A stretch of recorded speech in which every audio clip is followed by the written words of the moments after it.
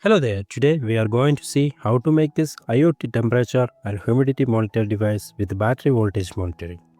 We can monitor the temperature, humidity and battery voltage through mobile phone and computer. The small device can be placed in the rooms, farms, vehicles, etc. This is a basic IoT project. You can use different sensors instead of this DHT11 sensor and monitor other parameters also. Now let's get started with this video. First let's prototype the circuit. For that, we need a ESP-based microcontroller board. I am using Wemos D1 Mini. To measure the temperature and humidity, we need a DHT11 sensor, then a 3.7 volt battery and couple of 10K resistor to measure the battery voltage.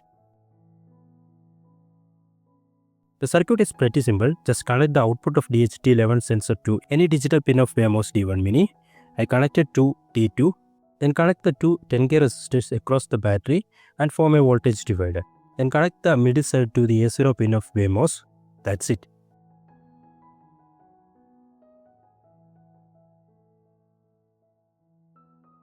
Now let's upload code to the Wemos. Here is the code for this test. First you need to include the DHT11 library. Then define the pin which is connected to the output of DHT11 sensor. Then I define the integers for storing the data. This calibration value is used to adjust the battery voltage. If the read value is higher or lower than the original value, we can adjust using this calibration value. In the setup section, I initialize the serial communication, and in the loop section, first I read the temperature and humidity and I printed it on serial monitor. Then I read the analog value of the voltage divider circuit and converted it into corresponding voltage using this equation. Then I printed the voltage also, that's it. Now select the board as NodeMCU ESP12V and select the correct communication port. Finally, upload the code. After uploading the code to Wemos, we can see the temperature, humidity and voltage on serial monitor. Now the code and circuit is verified. Now I wanted to decrease the total size of this circuit. So let's move on to the PCB designing. In the PCB, I am going to use this ESP12V module. This module is working on 3.3 volt and our standard battery is 3.7 volt. So we need a converter for converting the 3.7 volt to 3.3 volt. We can use the common AMS 1117 regulator because AMS need minimum 5 volt input. After searching a lot, I found this tiny SPX3819 regulator and which is suitable for our project. So here is the circuit diagram. Here I added complementary components for the proper working of ESP12V and the SPS3819. Also I added programming pins, voltage divider, switch, etc. Here I also connected the reset pin to GPIO16.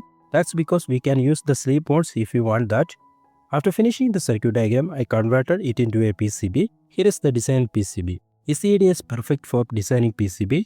Now I downloaded the Gerber file for PCB fabrication. For PCB fabrication, I went to JLCPCB. I always prefer JLCPCB for PCB manufacturing because of their quality and low pricing. You can get 5 PCBs for just $2. There are other services like assembly 3D printing are also very cheap. To order our PCBs, just click on order now. Select the Gerber file. After uploading the Gerber file, we can select quality, color, thickness, etc. After that, we can select the shipping method and address. Then we can place the order. After 2 weeks, I received the blue pack from JLCPCB.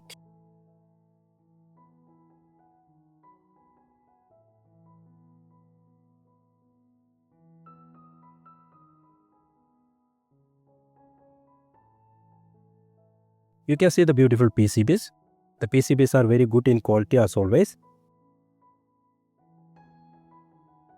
Next, just grab the components and assemble. It's a straight process, just solder.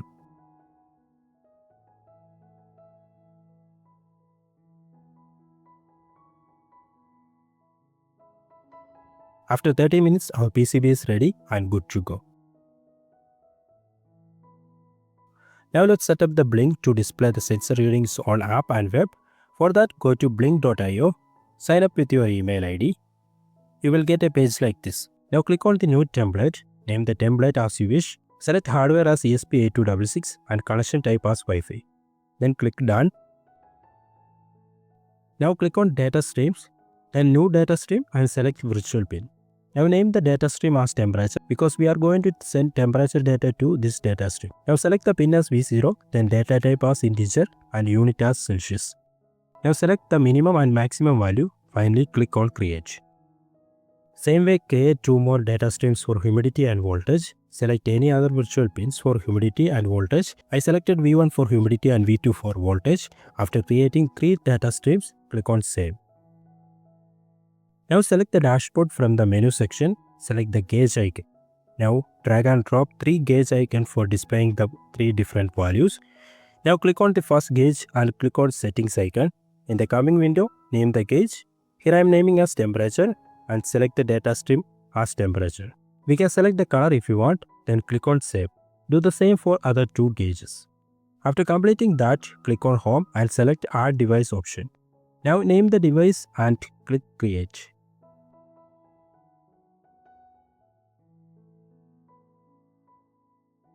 Now you can see the template ID, template name and a authentication token. Just copy all 3 lines. Now paste it on the code. Then give your SSID and password here. This is the modified version of previous code. You can download the code from the site, link is given in the video description. Now upload the code to the ESP8266 and connect it with your Wi-Fi hotspot. Now you can see the perfect working. You can download all the codes and circuit diagram from the site. This is a beginner-friendly IoT project. You can start your IoT journey by making this. So that's all about today. Hope you enjoyed and learned something new from this video. If so, please consider supporting me by liking, sharing and subscribing. That's all up to you. Thanks for watching. Bye bye.